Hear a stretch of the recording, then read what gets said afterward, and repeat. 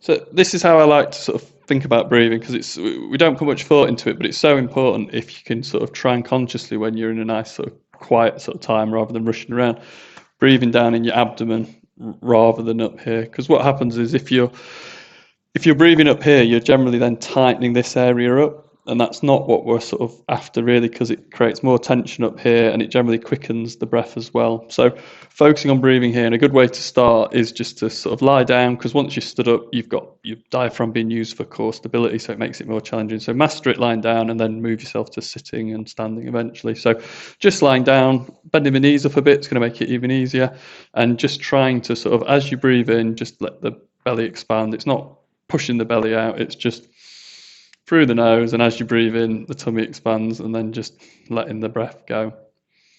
You can put a hand up here and sort of see if you can feel this not moving, but you want to just try and just run through cycles of 10, 12, or whatever works best. If you're really struggling to feel it down here, the more you've got the rib cage sort of depressed and retracted, the easier it's going to be to do it. So a nice way to do it is just to hug the knees up towards the chest, and then again it makes it easier. Or there's another way you can do it, which is sitting down and putting your hands on the floor, which again is, if you think of it, it's going to really drive that rib cage down. So down here, hands on the floor in some way, or as near as you can get it comfortably,